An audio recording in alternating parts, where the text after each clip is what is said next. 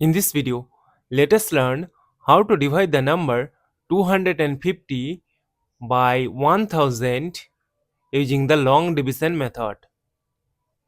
See that this 250 is less than 1000. That is why in this case we will borrow 10, and for that we need to put a decimal here, and before that we can put 10. And we know that 1000 times 2 is 2000. Now subtract, we get 500.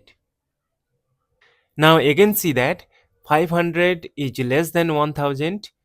That is why we will borrow 10, and for that we already have put one decimal. And we know that 1000 times 5 is 5000. If we subtract, we get a 0.